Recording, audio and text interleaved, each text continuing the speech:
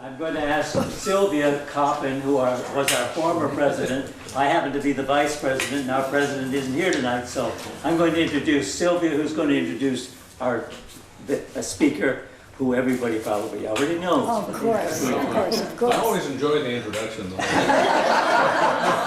Oh, good.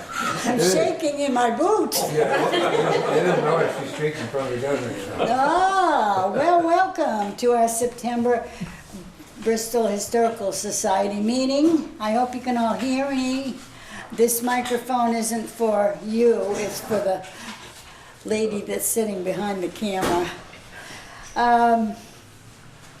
As our president, Steve Ayotte, has to be away this evening, I have been asked to introduce our speaker.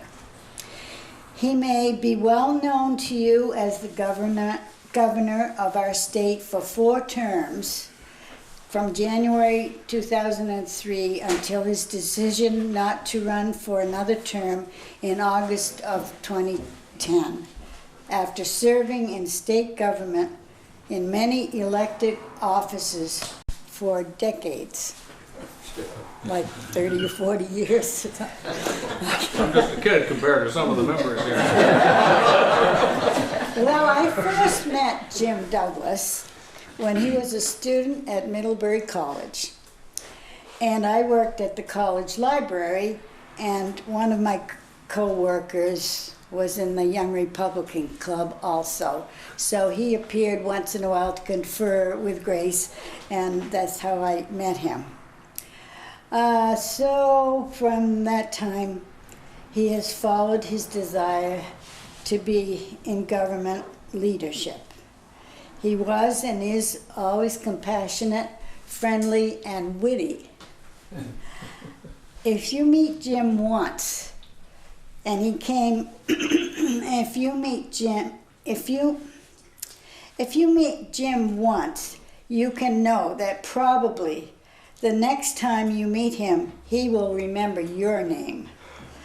It is my sincere pleasure to welcome former Governor Jim Douglas to our Historical Society meeting.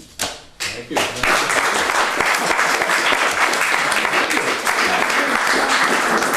It would be appropriate if he could take off his jacket. Well, I might take it when it is a little warm.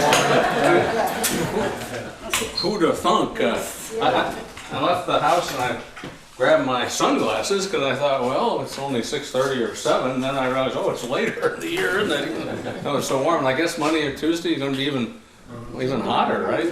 So, oh well, we get what we get. At least we're not getting what some of our fellow Americans are in other parts of the country. What a tragedy. It was obviously something that affected us 6 years ago, but not in the order of magnitude that they're experiencing in Houston and Florida and Puerto Rico now, so we're certainly thinking of them. Sylvia was very subtle in her introduction. She said that I came into the library to consult with a fellow young Republican. Implicit in that is that I really didn't come in to do any library work, which is probably true. but I enjoyed getting to know you, Sylvia, and the others there, and so many other folks who work at Middlebury College. My assignment from Ted was to talk about how the state has changed in the last half century of my involvement. But many of you are far more qualified than I to talk about that and have your own perspectives, so we can talk about how you think things have changed.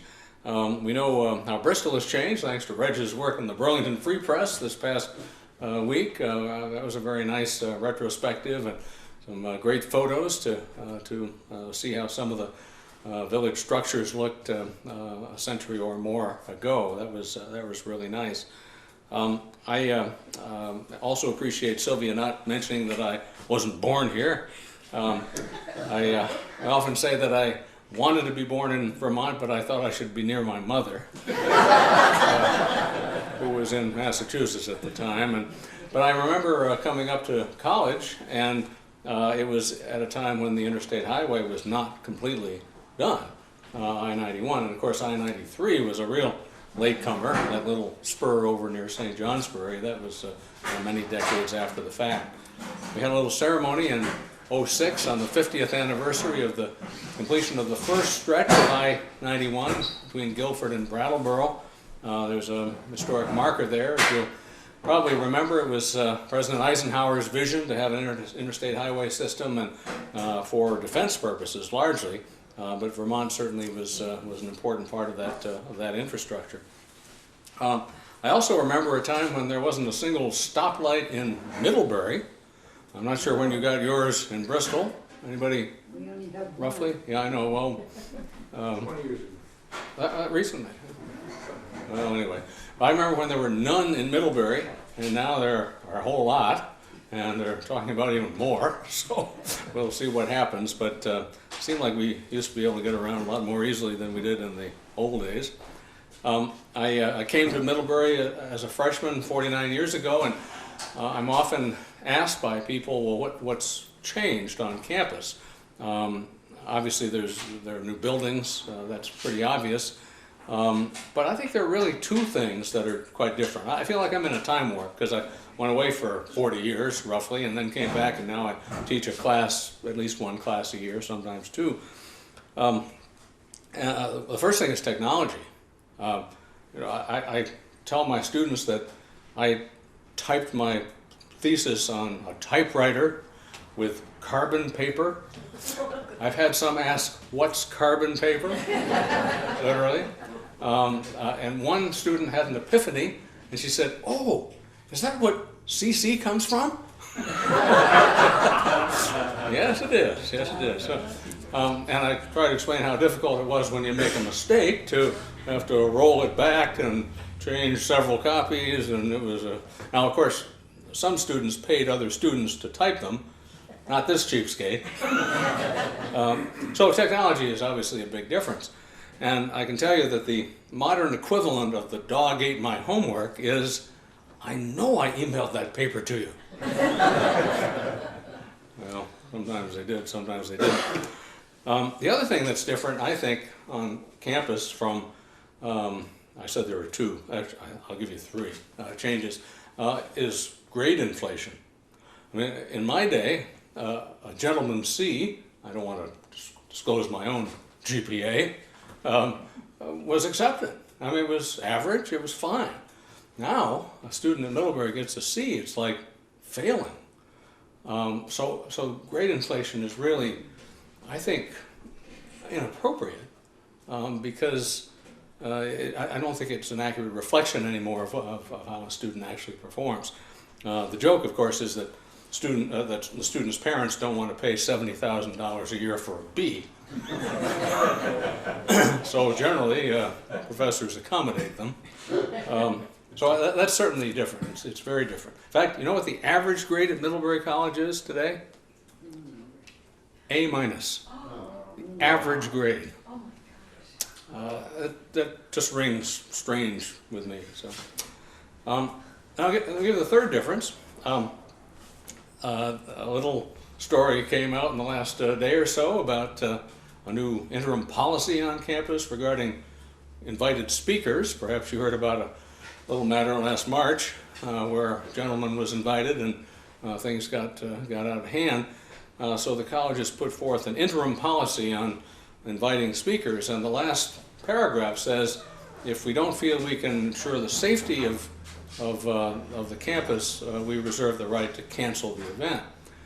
And that's troubling to a lot of folks, even some very liberal professors who understand that that's a slippery slope and could be applied in other ways. At Berkeley, the home and birthplace of the free speech movement, just this past week, a right-wing speaker came and the university spent $600,000 on security. And the chancellor said, that's okay. If that's what it takes, we're going to make sure there are diverse views expressed on this campus.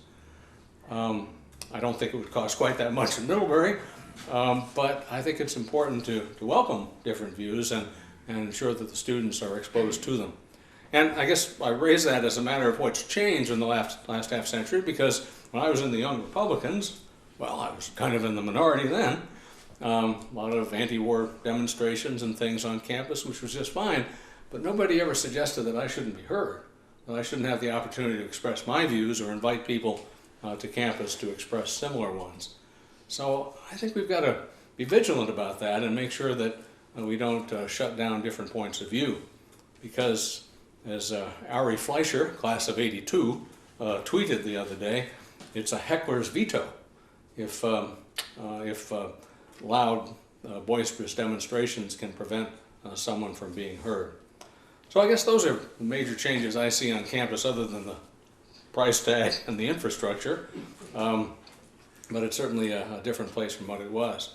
But Vermont's changed a lot of other ways, hasn't it? Think of our landscape. I take a class usually twice a year to Montpelier, tour the State House, and the tour guides there always show us a photo of the original Third State House, which was built after the fire of 1857.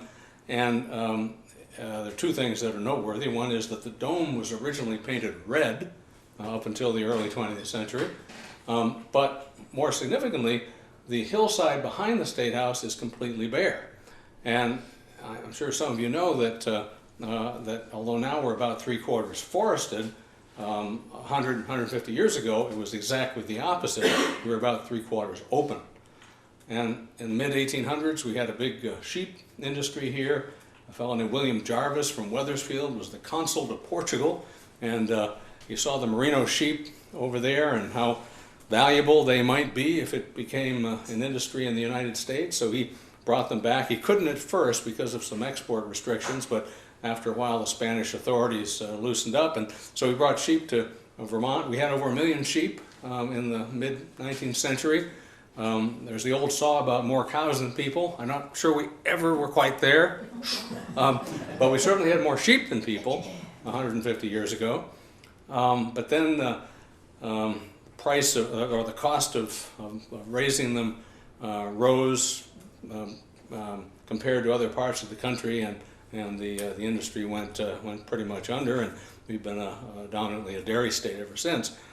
Kind of sounds familiar, doesn't it? The cost of business in Vermont was higher than other parts of the country in the mid to late 1800s, but that's what drove the merino sheep out, and without 1 million sheep to graze, the state became a lot more forested. We're known as the Green Mountain State for several reasons, not only the mountains that bear that name, but our environmental stewardship, our commitment to the air and water, and the beauty of the land that we live on.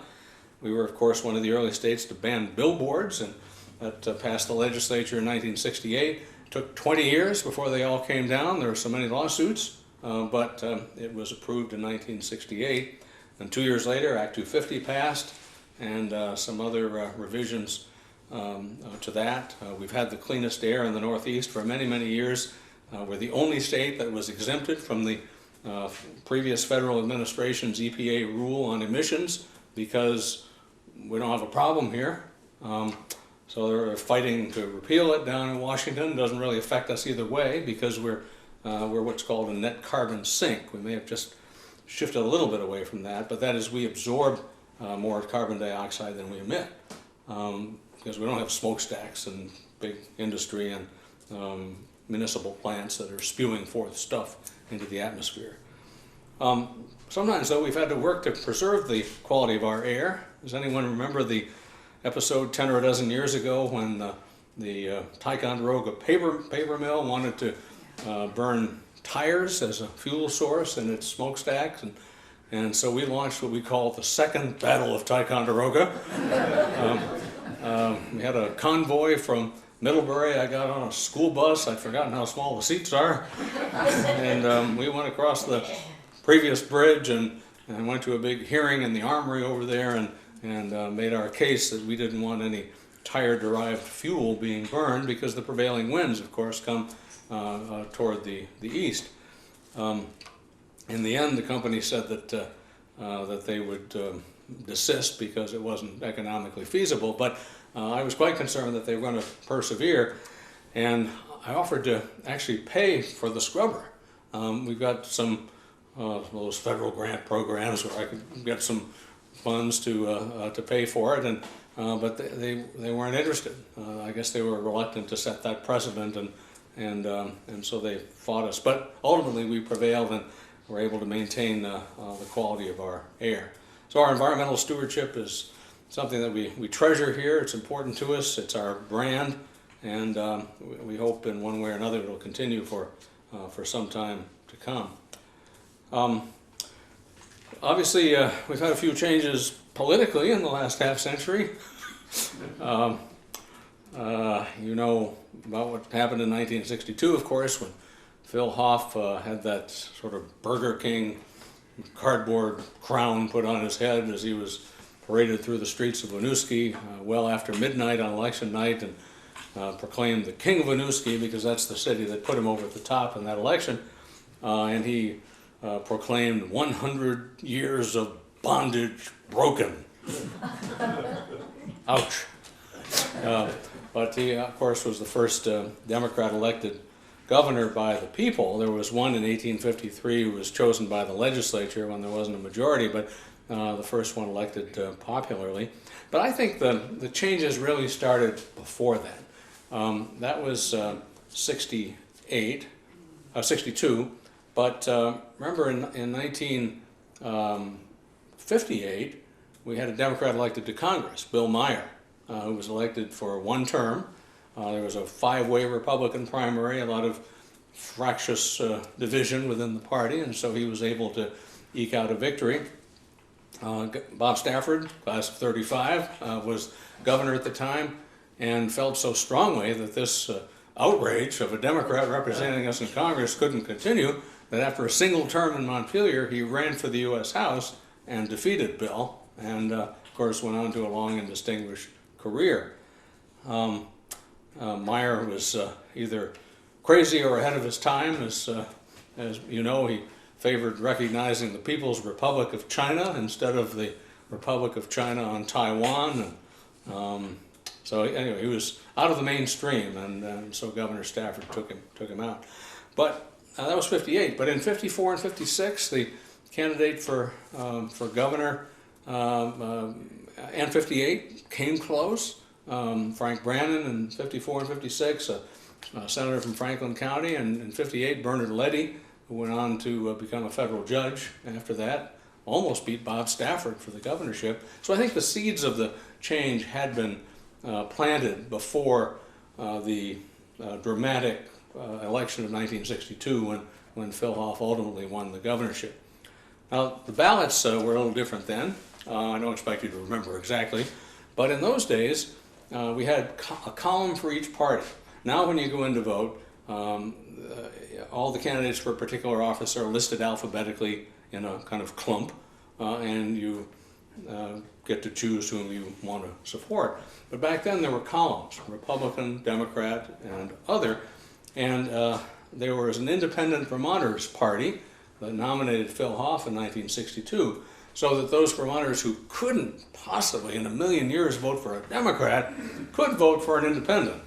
And if you add up only the Republican and Democratic votes, Phil didn't have enough. But these independent votes were enough to put him over the top and defeat Governor Keyser. When I got there in the 70s, we got rid of those columns so that we have the ballot design more or less that we have today. But I think that's fair. I mean, voters ought to not just be able to vote a straight party ticket. I don't think. They should look at each race and decide which candidate they want to support, and not just based on party. Yeah, things are a little different from the way they were then. I think the first big money campaign was really 1970. Both Governor Davis's reelection, where he had that ad bailing out the boat, remember that? Governor Davis had led the state to impose a sales tax in 1969, 3%, and he was taking a lot of grief from that. So he wanted to make the point that the state was in financial trouble and that sales tax was necessary to balance the budget. And so there was the famous ad of him bailing a boat, and the caption was, "Davis is saving our state."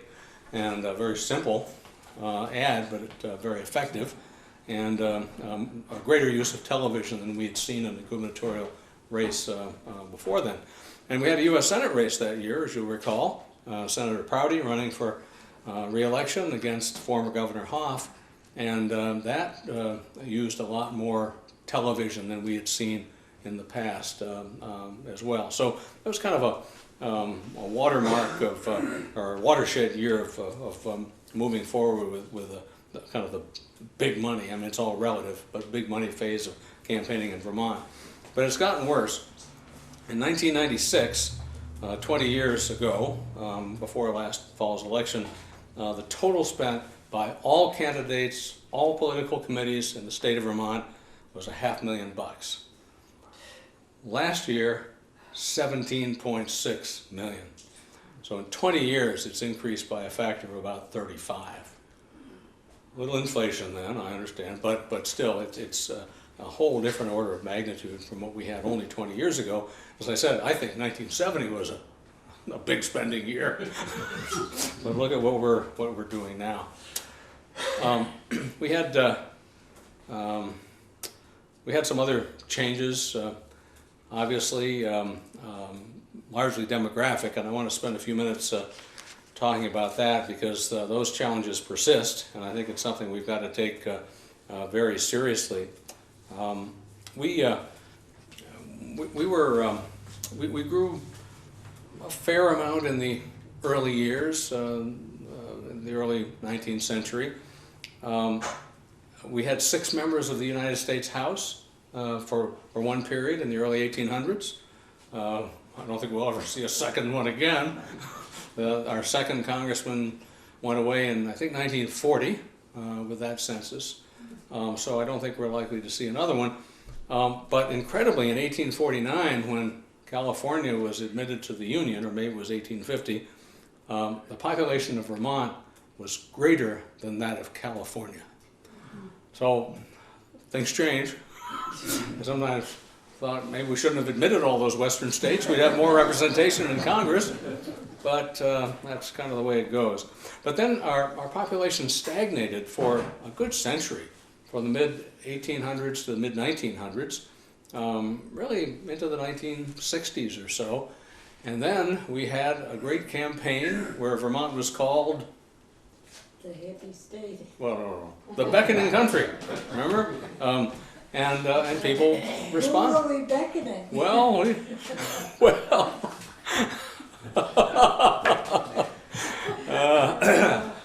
They transported themselves. well, all right. Well, I came then, so they weren't all hippies. So yeah. But yeah, anyway, we grew in the late 20th century. But since the turn of the century, since about 2000, our population has stagnated again. It's actually gone down just a little bit. And I often wonder why that is. I mean, this is a beautiful place to live, right? It's the safest state in terms of our crime rate. It's the greenest state. It's highly educated. We have natural beauty that's unsurpassed. Why aren't we able to maintain or attract a population? And it's getting, we'll theorize on that in just a minute, but think of these statistics. Since 2010, Vermont has grown more slowly than any state except West Virginia. 2/3 of our cities and towns have fewer residents than they did in 2010. In the southern 4 counties, Rutland, Bennington, Windsor, and Windham, only 3 towns have grown. And the biggest decline has been in Rutland County, that's down about 1,500 in just the last 5 to 7 years. We've got net domestic outmigration, which means there are more people moving from Vermont to another state than coming in. Our population is flattish because we have a little foreign immigration, not too much, and our births are still slightly outpacing our deaths, although Professor Wolf at the University of Vermont thinks that that will go negative in the not too distant future.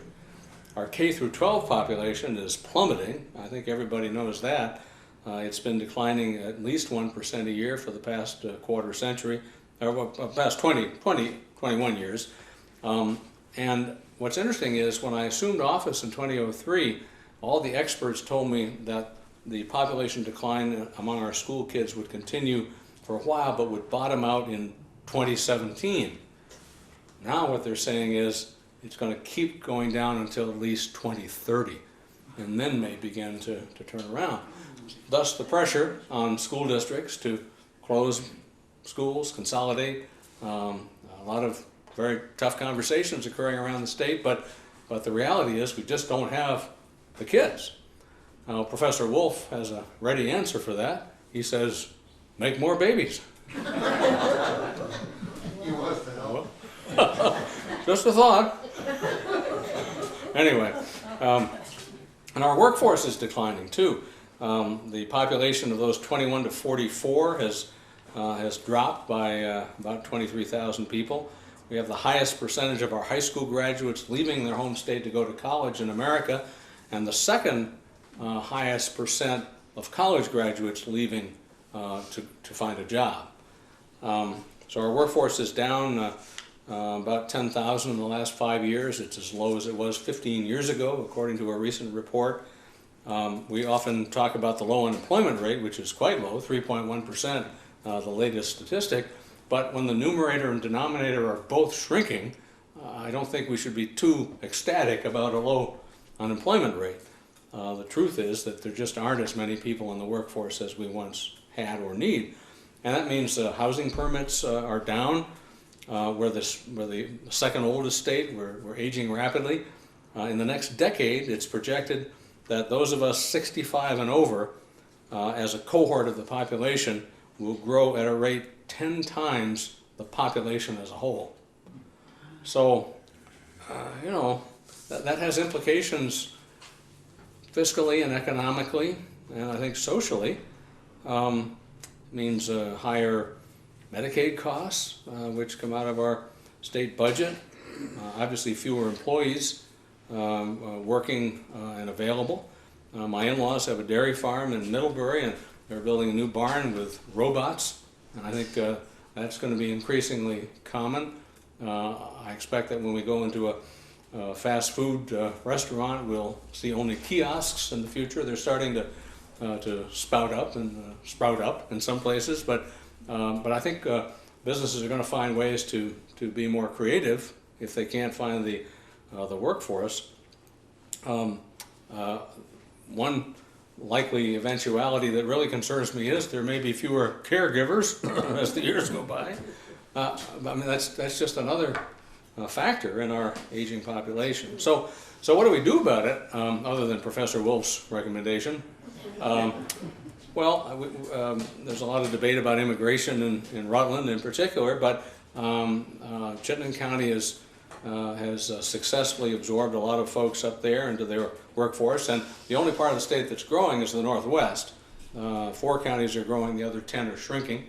But the biggest thing we need to do, and the current governor has talked a lot about this, is make this an affordable place to live. I mean, people are rational. They'll do what's in their best interest. If they can find a home they can afford, if they can find a job that they enjoy and is sufficiently rewarding, they'll live here. Because, as I said a few minutes ago, this is the best place by all other standards. It just has to work for every family's finances. So I think that's got to be our top priority. And it's not, it's across the ideological spectrum, I think, too. I hoped that some of Brett's colleagues would kind of get the message a few years ago when a company like Burton, an employee-friendly firm, says, we just can't sell a snowboard for what it costs to make here. Or when Keurig begins to subtly and slowly move its corporate leadership to Massachusetts. When C&S Grocers in Brattleboro several decades ago moved its headquarters across the river to Keene, New Hampshire, you'd think folks would kind of figure out what's happening here and make some adjustments. The latest study I saw in USA Today said Vermont has the third highest tax burden in the country as a percentage of personal income. We've floated between 1 and 5 or even a little lower. I remember vividly a debate in my second campaign in 2004 where I was waving a statistic from the Tax Institute saying we had the highest tax burden in America, and my opponent said, no, I have a study here that says we're only 5th highest. I said, okay, all right, well, we're up there. And we've got to recognize that and deal with it, or we just aren't going to be able to attract the kind of people to be a part of our future. Well, other things have changed too, you certainly know. We talked about technology. We have phones with us all the time. I don't know how we got along without them, but we certainly did for quite a long time before then. We have more technology, and even with respect to weather. I remember after the '92 floods in Montpelier, I wasn't involved directly then, but the state installed some sensors with the city to alert the local officials when the water level rose to a certain level, so they didn't have to just wonder or set their alarms and get up and check. So I mean, we do a lot of things differently from what we did. Some things have changed in the social areas, different opinions on them, obviously. Let's talk about legalizing a certain agricultural product in Montpelier now. I remember when we got rid of the Sunday blue laws. I was in the legislature then in the 70s. Ames department store in Middlebury was happy, but they didn't survive, did they? But I remember they were an advocate of it. We talk about how we pay for health care. We went through civil unions and gay marriage. We have same-day voter registration, of which I'm not a great fan. So a lot of things change, and maybe we're just old-fashioned. We talk about energy with lots of structures going up on our ridge lines and fields with a great deal of controversy, understandably. So things change, and I guess that's inevitable.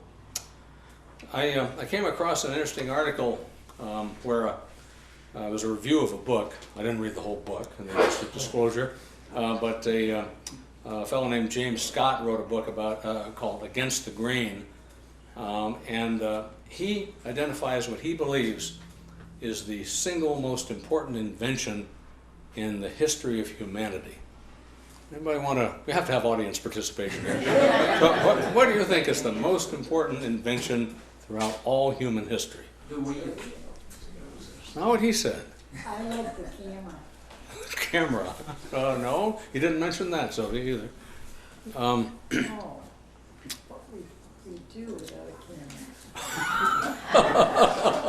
I thought you were going to say the automated card catalog or something like that.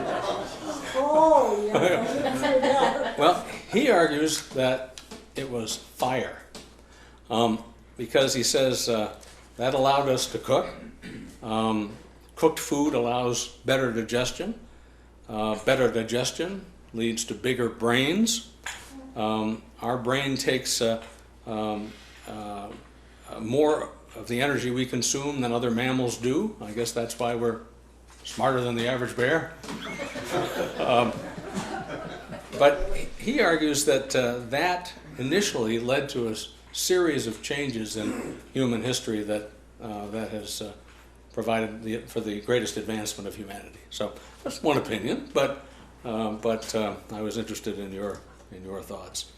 So a lot of changes over the last 50 years. Who knows what it'll be like 50 from now. Some of you will be here.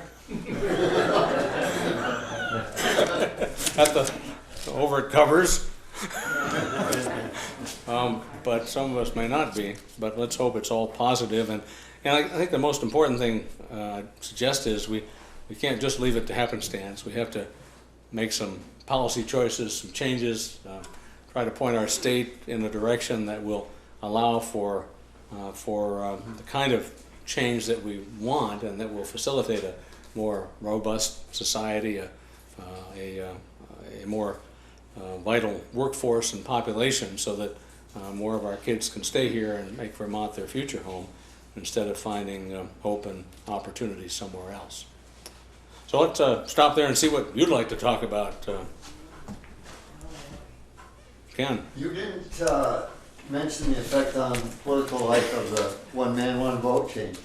Well, I guess I could. It was in 1965 when a series of court decisions, the most famous one, Buckley v. Hoff, required the House of Representatives to be reapportioned.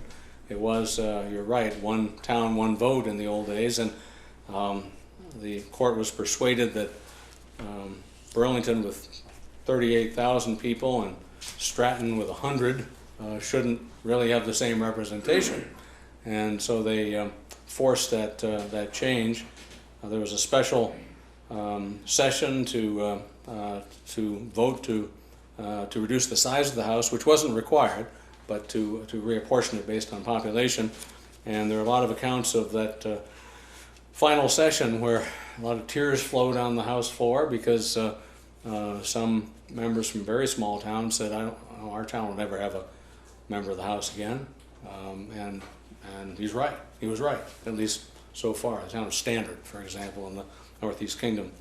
So it did change the complexion of the House. It didn't change it, the partisan breakdown immediately, though. The next couple of sessions were still heavily Republican, but over time, I think it clearly has.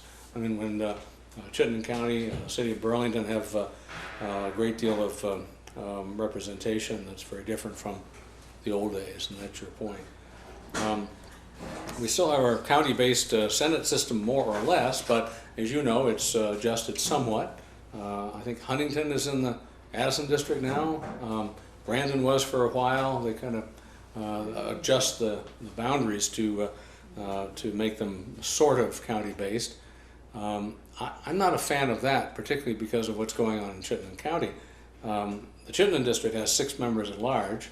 There's one in Colchester, so really Chittenden County has 7 senators out of 30. Remember, the Northwest is growing, and the rest of the state is shrinking. What are they going to do, 20, 30, 40, 50 years from now when Chittenden County gets 15? Maybe they'll split it up finally. I think they should now, because I think it's difficult for someone to go in and see a huge number of candidates on the ballot for 6 seats at large. That's the largest Senate legislative district in the country in terms of the number of positions that voters choose. So yeah, I think that was important. Chris Graff, class of '75, who ran the Associated Press Bureau in Montpelier for many years, wrote a book called Dateline Vermont, to which I commend your reading. And he identifies, I think, the top 20 changes of the 20th century, and clearly that's one that he cites as very important. He cites the building of the interstate as a key development too, and I'm not sure I can remember all 20 tonight, but that would be interesting. You probably thought I had a bag of tricks here, but in fact, my publisher would be unhappy if I didn't tell you that I have an opportunity for you. If there's my memoir that I'd be certainly happy to part with for a modest fee plus sales tax. What else would you like to discuss? This isn't a shy group, I know that. Jim, do you have any background on this automobile inspection change and the stuff that's coming out of that? I'm hearing a lot of stuff on the sidelines. It's pretty nasty. And behind the scenes, it almost sounds like corruption and a scam. Well, I sure hope not. I hope it's based on some valid concern about maintaining a good inspection system. But my concern is it's going to be costlier because the cost of the equipment is going to be passed on to the customer, right? This is where these inspection stations have to get some kind of computerized thing to check various systems in our cars. That's back to the technology issue we talked about earlier, and things are getting more complicated and everything. Just a few details. One, it costs about $2,000 for some inspector to get set up for that. So of 1,300 there were, it's down to about 1,000 now, the rest dropped out. But out of every inspection, I'm told that $21 goes back to the provider, which means we're getting about $15 million back there to pay off people to sign up for this so that it can repeat itself. That's the part that bothers me. When you start following the money and seeing what the potential is for a total rip-off that does not do any benefit. And the guys that are doing inspections say, we're not seeing any change and we're not seeing any improvement, other than they're throwing out a lot of cars so that there's a recycling of used cars and cars are being fed in and fed out. So there's a whole industry behind this. That, again, that's following the money. I don't know what's behind it, but it doesn't sound good to me. And ultimately, that's the concern, isn't it? That fewer cars will pass inspection, and folks will be forced to. Yeah, sorry, I don't know much about it other than what I've heard and seen in the press. But fair question, fair concern. I remember when we shifted from semi-annual to annual inspections of cars, and people said, "Oh, there's a big safety problem. We shouldn't do that." And I remember thinking, "Really?" You know, so I don't think we suffered much from that change, and sometimes this comes as a shock, I know, but government can overregulate and be more intrusive than it needs to be. So I wish I knew more about that. Maybe when I get my car inspected next time, I'll learn more about it. But I think your concerns are valid about the cost ultimately to the consumer.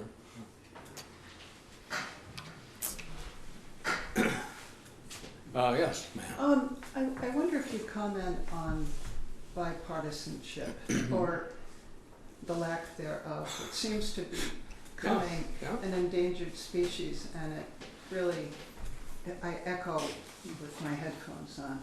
But, and I don't think of Vermont being that way, but I'd just like your thoughts on Vermont and the history of that, and at present, and also for the country. Well, and thoughts about the future. Yeah, and well, where it's we're going. a great topic. I'm very concerned about the scene in our national capital now. Oh, the question was, what about bipartisanship, and how has that changed in recent years, and how is it different here from Washington or elsewhere?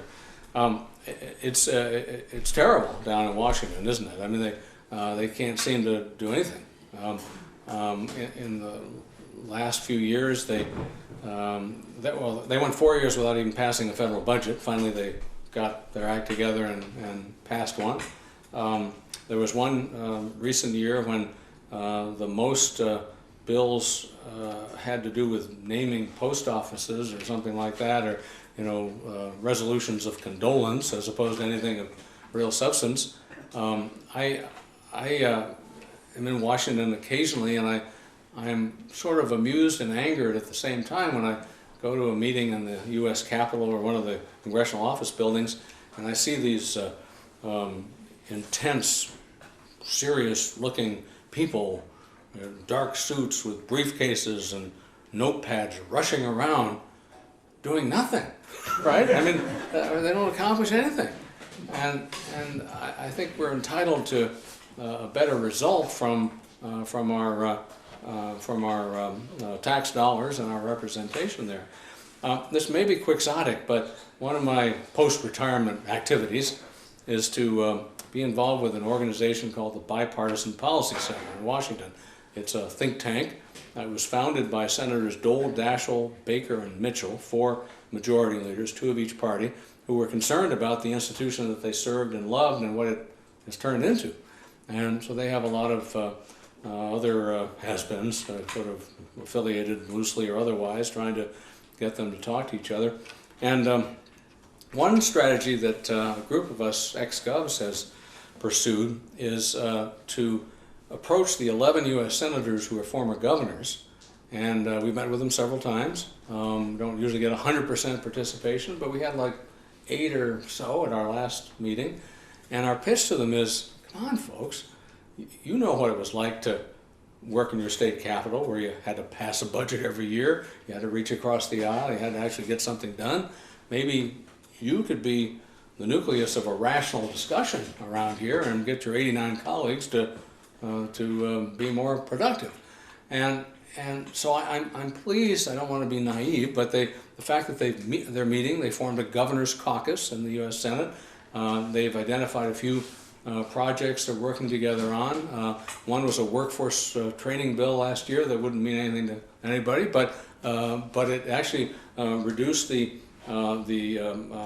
constraints on states, gave states more flexibility, and they did it together. And that's the important thing. And so now they've got a couple of other projects.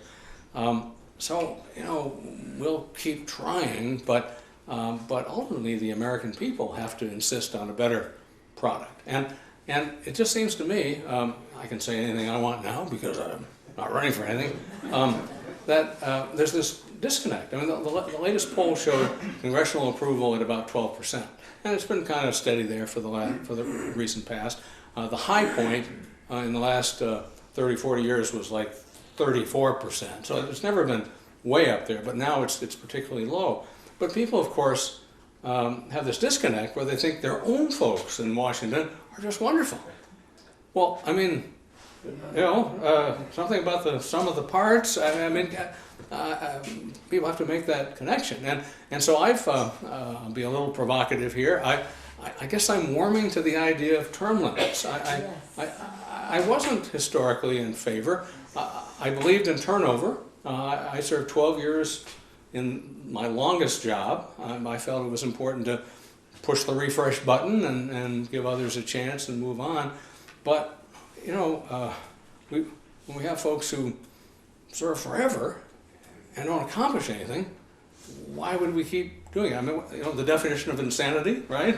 It's the same thing over and over. Well, yeah. So and Vermont is one of only 2 states in America that has never sent a woman to Congress. The other is Mississippi.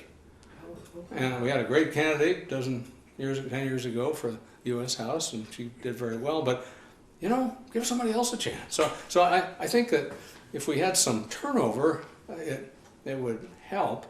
I think one of the problems in the House, not in Vermont, because we only have 1 member, is the gerrymandering of congressional districts when they draw the maps and ensure that the majority party in the Capitol, which is now mostly Republican, frankly, make sure that they get a maximum number of House seats.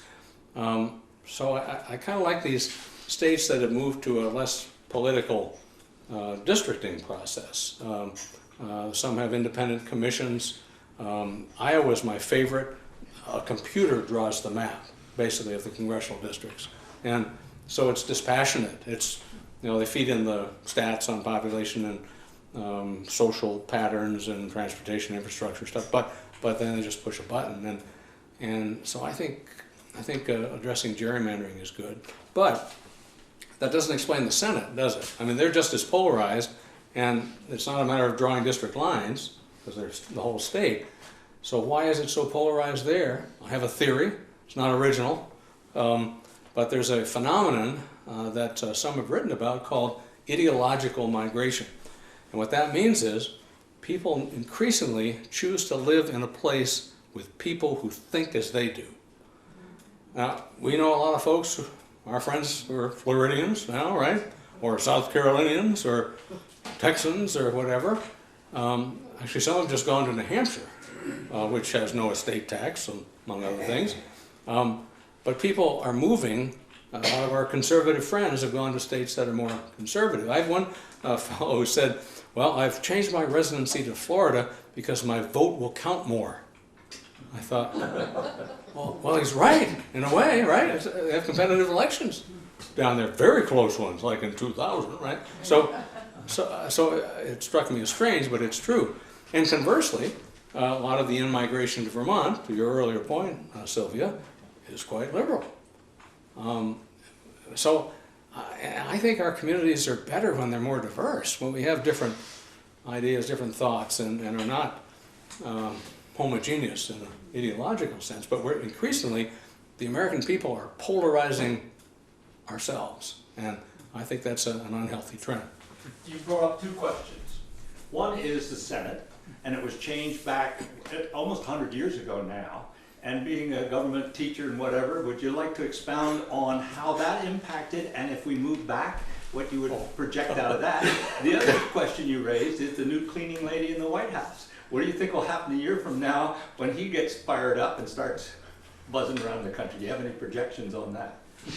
Well, yeah. I'm not sure I understand the latter point. Well, Donald Trump is the new cleaning lady. Oh, in I the see. White Oh, House. I thought he was the swamp drainer, but cleaning. Okay, all right. I think she'll be the cleaning lady too when it comes to the next election. Well, we'll see. It's, I mean, that's, you know, a lot of people, especially on our campus, quite distraught, but that's another matter. You're talking about when the Senate a century ago. When the Senate was a popular vote versus Right. the legislator picked Exactly. them when they didn't perform for the state, they out the door and they got a new guy in there. Yeah, it used to be elected by the legislatures Yeah, until about 100 years ago. I don't know, I mean, I guess I kind of like popular elections generally more. I mean, there are some states that have appointed secretaries of state and treasurers and attorneys general, and I often thought I wouldn't have stayed in those offices if it were chosen by the legislature or appointed by the governor. So I guess on balance, I'd rather have the people make the choice, but that's a matter of some debate. The question is, do they represent the states or the people? And I think I'm comfortable with that status.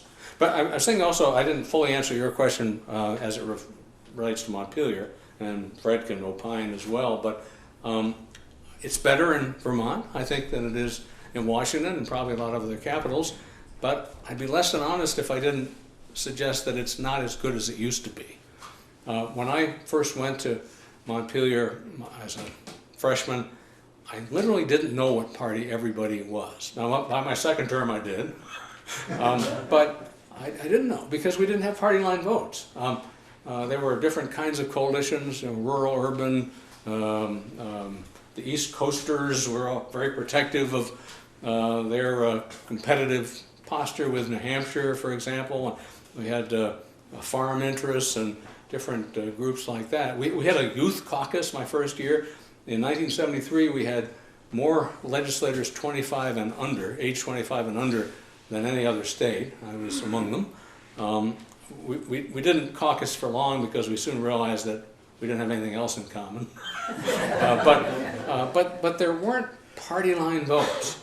And now, especially in the House, less so in the Senate, they're kind of free form, but when I look at the roll call votes, there are a lot of them, a lot of party line votes. And so, and I'll tell you a specific story. When I took my students there a year or two ago, we debriefed the day after and talked about what we saw under the dome.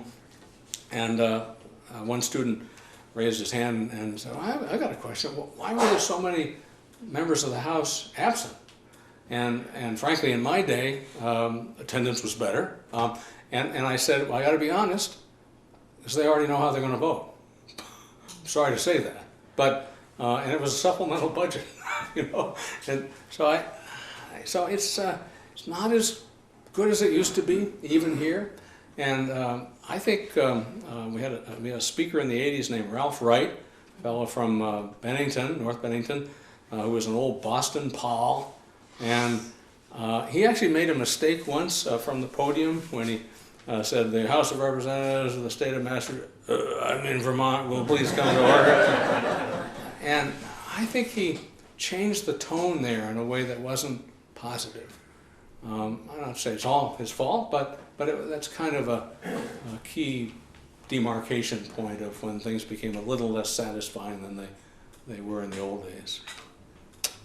Fred, equal time? Sure. I can't speak to the old days, since I've only been there 3 years. I can speak as a member of the minority party, but where I feel that I can make a contribution because of a willingness on my part to engage leadership on the Democratic side, at least with ideas that I think have gravity. And I find they're receptive and are very willing to work with people like myself and other Republicans that'll do that have good ideas. So that there is certain bipartisanship, maybe not in everything, but on many matters, some with importance. And there are Republicans, this session in particular, sometimes it would vote with the Ds, and there were Ds that sometimes would vote with Republican ideas. One good example a few years ago was the no strike clause, Oh, that's right. which was a tie vote. That's all right, I remember. And the speaker had to break it, and of course he chose to go along with allowing strikes to continue. So that there's some things where the party lines are blurred, and there are some issues where you're exactly right. You don't have to go because you know how you're going to vote, and you know how the vote's going to turn out, and some of that's because there's such a big difference between the number of Democrats and progressives versus Republicans in the body. Right.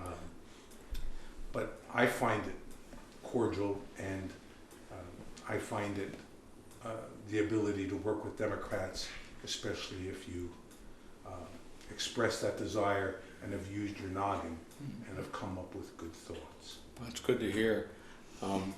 I remember thinking a few years ago that I didn't really care if the Republicans had a majority, but I feel better if it were closer, because there was a period in the 90s or so, I think, when we had what were called blue dog Democrats, more moderate conservative folks from largely Chittenden County, but elsewhere as well, and their leadership couldn't take their votes for granted, and the numbers between the R's and the D's were close enough so that if this block of 10 or so blue dogs decided to go the other way, a Republican view would prevail, and it forced more compromise and collaboration.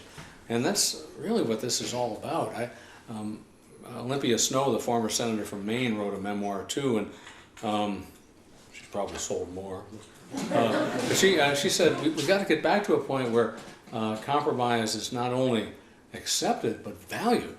And Bob Dole, one of the founders of the Bipartisan Policy Center, said, I never compromised my values, but I did compromise my positions.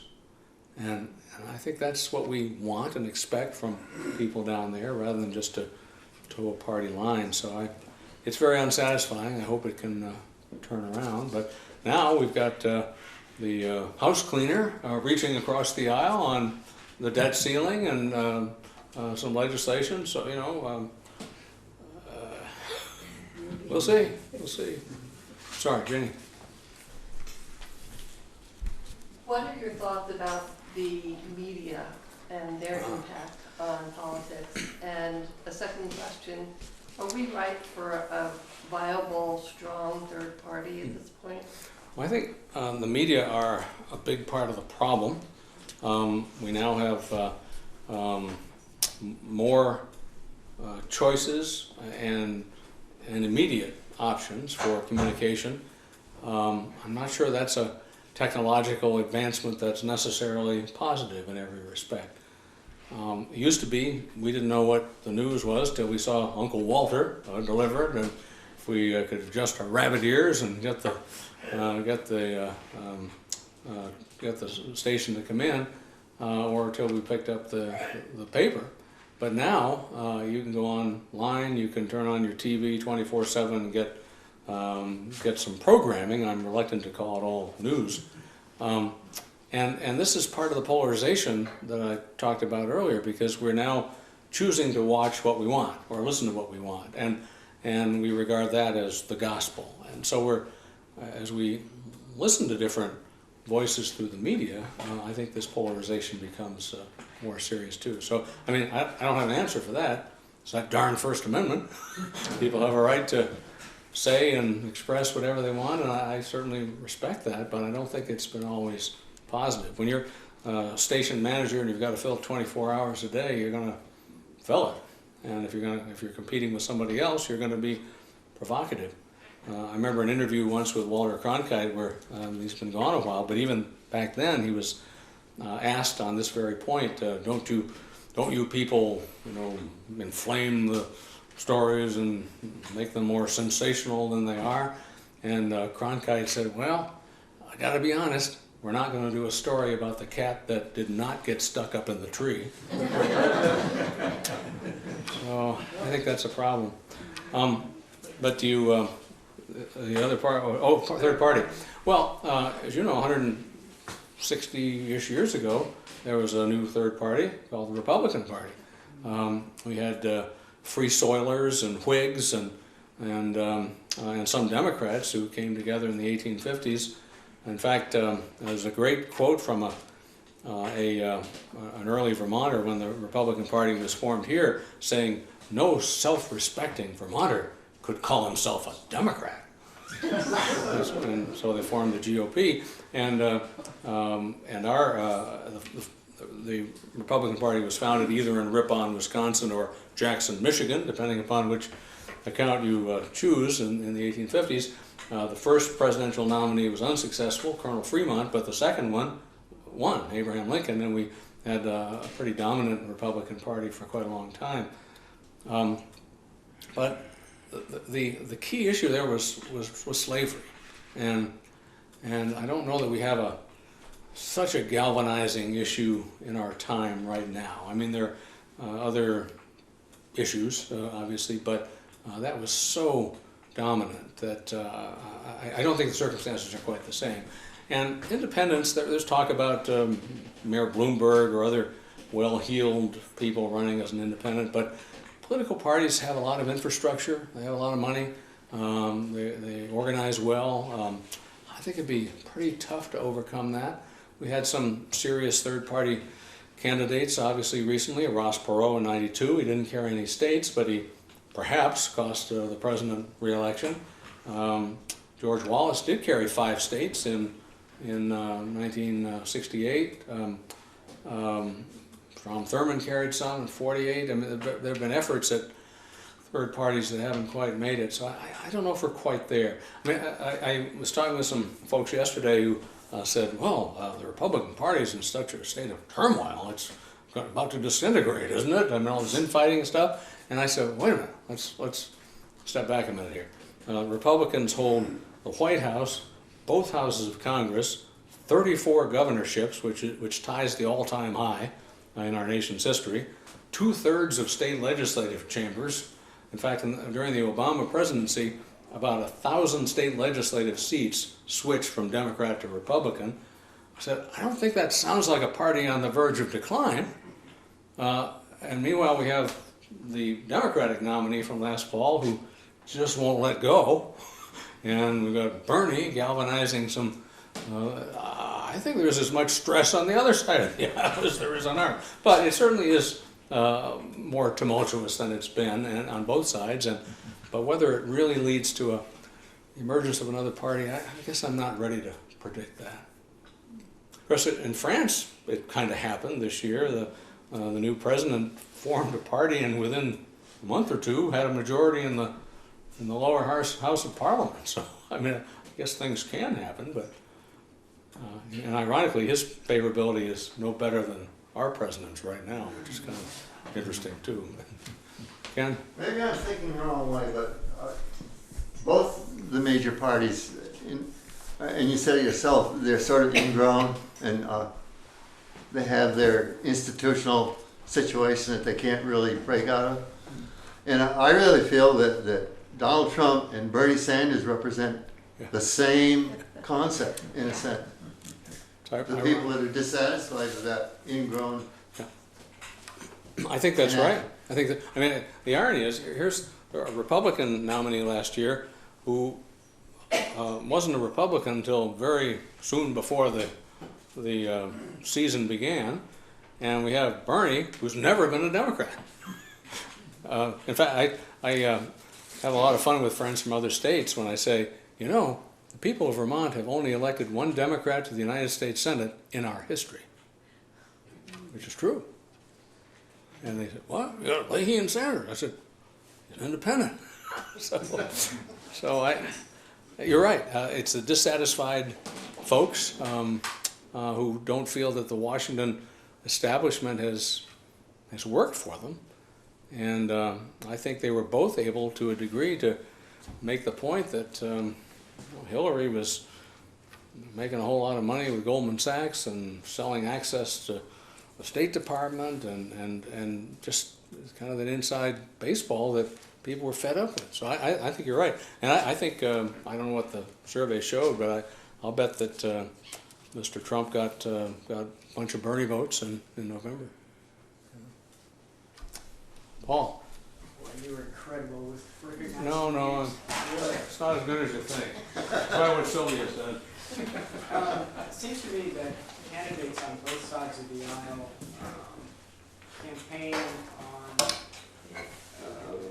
good intentions, and then if they win, they get into office and find out there are a lot of constraints. It is more complicated than it seems. Could you talk a little bit about, now you may be an exception, because you spent quite a bit of time in state government before you became governor. Right. Were there some surprises? Were there some things? Not really. I'm often asked that question, but for the reason you articulated, the answer is basically no. I mean, I've been around so long, and I worked on the governor's staff before, and so there's nothing really surprising in terms of the operation of government. I had a few surprises later on, such as the Great Recession that we all experienced. It was deeper than anyone could have imagined. And the other thing that I didn't anticipate was serving in a time of war when Vermont had the highest casualty rate of any state on a per capita basis. So that was throughout my tenure, and it was an element I didn't anticipate dealing with. But in terms of how state government functioned, I didn't really have any surprises. But it's an interesting topic because after every election, there's a seminar for new governors that we call boot camp, where all the newly elected folks come, and then the veterans or the faculty and talk about the job and different aspects of it. And one question, I think it was after the 2010 election, was on your point. A fellow asked, has anyone ever had an experience where you berated your opponent about some idea that he or she had during the campaign, and then after the election realized that it was a pretty good idea after all? And one guy said, yeah, I did. I had exactly that experience. And well, how did you handle it? And he said, I was honest about it. And said, I'm older and wiser, and I know more, and that was a good idea. So I think honesty always is the best policy. So I think that does happen. I just don't recall any experiences in my own time. I don't want to suggest I knew it all, but I mean, I kind of knew the drill, which was helpful in a way, because people were less able to try to pull stuff on me, right, because I'd been around. The other reason I didn't have a lot of funny business is that I got around the States so much. I mean, people made fun of me for doing that. There was one wag during my time who said, that Douglas, he'd go to the opening of an envelope. Well, okay. But because I got around so much, I remember talking with some of the legislative leaders with whom I met weekly, and I said, come on, folks, you understand that nobody talks to more Vermonters in the course of a week than I do. And they had to admit that that was true, even if they didn't go along with what I was suggesting. So that was helpful as well. Oh, worn you out? Yeah. You brought up about the campaign spending, and I have to be honest, for me watching TV come election season, you get in New York, you're getting New Hampshire, you're getting Vermont, and we're getting the mute button or changing it to something totally different. So what you thought about like these political action campaigns? Well, it's terrible, isn't it? There's always a lot of talk about or theorizing about whether it's effective, but I guess it is, or they wouldn't do it, right? The folks who own it's changed hands, but the former owners of Channel 3 used to delight in election season because, as you say, they get ads for New York and New Hampshire, maybe even more than Vermont campaigns. One thing I think is good, Channel 3 limits the amount of ads it will sell to any one candidate. I'm not sure that all stations do that. Still seems like it's 24/7, but believe it or not, there's a cap on the amount that they'll spend. So I had an unsuccessful outing, some of you may recall, in '92 against a senator, St. Patrick, and I argued that he'd been there far too long in 1992. But I actually outspent him on Channel 3, even though his total spending was 6 times greater than mine.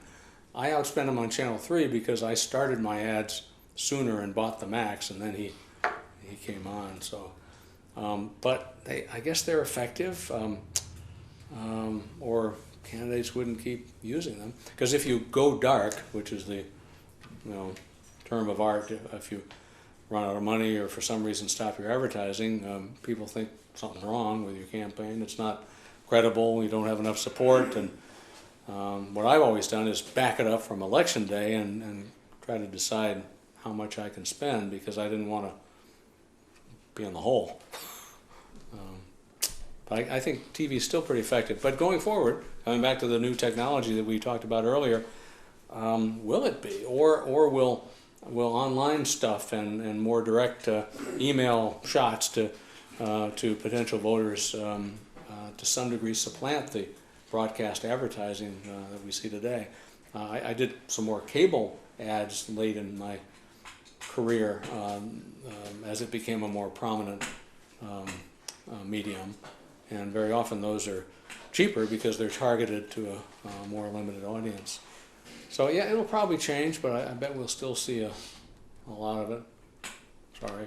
Yeah, it's pretty frustrating. Yeah, I know. Especially when you see the same one like 100 times, right? But, And you see the same person years and years and years down the line. I mean, how do you well, Sylvia. counteract that? How do we motivate people to say, this person has been in too long, he's made a career out of it? How do you get Well, incumbency has a great... to vote for somebody else, Yeah. right? Well, incumbents have great advantages. People like to give to winners, right? And so incumbents are more successful at getting political action committees and others to donate to their campaigns.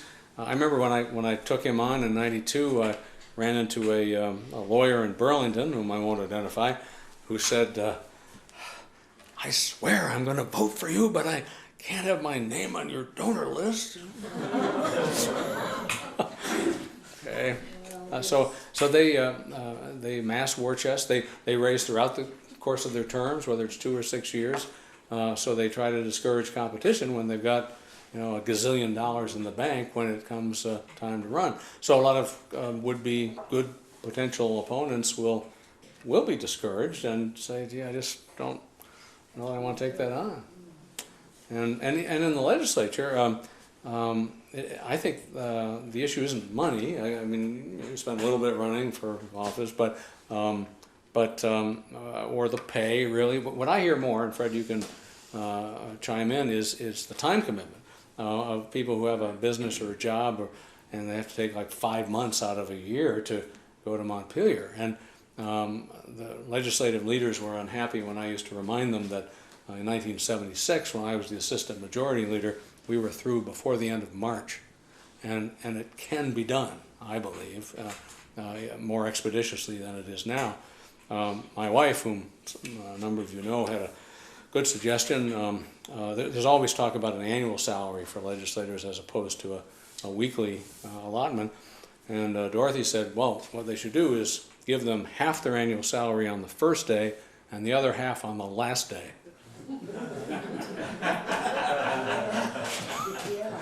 So, You recall, Jim, That's not when you bad. were in leadership, how many bills were submitted?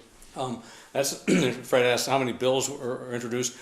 Former clerk of the House did an analysis of that over a multi-decade period, so it's a little dated now. But what's fascinating is the number of bills introduced rose dramatically. The number that passed has been flat for about a half a century. Whoa. But your point is a lot more to consider, right, and to deal with, and to. But I don't know. The other thing I noticed is in the 70s, when I was a member, the legislative draftsman would come and say, "Hey, Representative Douglas, there's another legislator who wants to introduce a bill that's very similar to yours. You suppose you can get together on it?"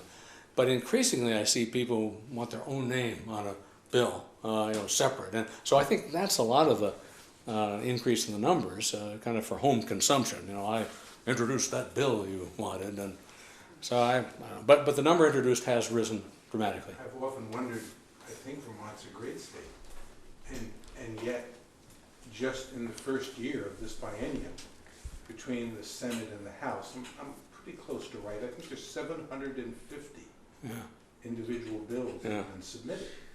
That's a powerful lot of information to try to get your arms around. Yeah. And you wonder, do we need that many? Are things, do they need adjusting and fixing so much? We'll have well over 1,000 by the end of the biennium. New pieces of legislation. Yeah, I think we overdo it, and one reason I cited earlier, but I remember the department, now Agency of Education, would come in every year and say, well, this is our annual housekeeping bill to change all the statutes that need to be. And so I remember asking at one point, why do we have so many problems every year that we have to rewrite the law? I mean, it seems to me that the law probably is too detailed. You know, we wouldn't have to tweak every paragraph like that. And so I think over time, I mean, if you look at the statutes of 1947, you know, they fit in one book. And ever since then, I mean, look at the VSA today, it's, you know, be about 3-4 foot stack of books. I think we've just over legislated, and so that requires more changes. You know, and there's always talk about a session when we do nothing but repeal bills instead of passing new ones. Well, that's a little hard to do, but I think we overdo it.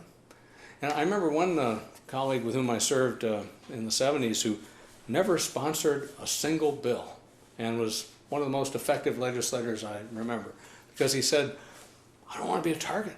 I don't want my name on the bill. You know, the other side will try to kill it. And so what I do is well, he was chairman of the committee for a while. I just put stuff in a bill that I want, and you know, I don't want my name on it. so I kind of admired that. But I think we overdo it. And then, I mean, there's a picture of me somewhere from the 80s with a stack of the statutes on one side of me and a stack of the administrative rules on the other side, which is higher. So you pass a law, and then the agencies promulgate these rules, and there's an awful lot of stuff there too, as you know.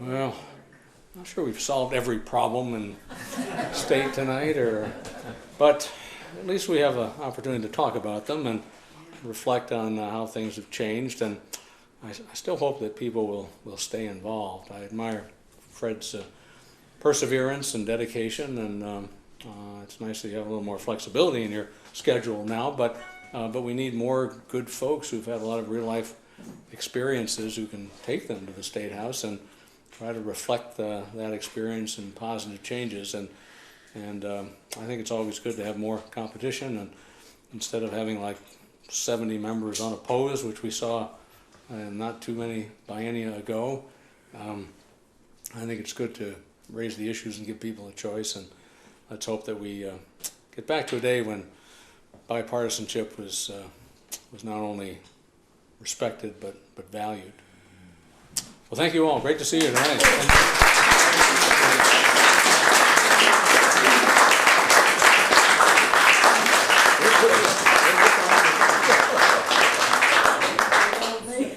Oh, come on. You're still a kid, so.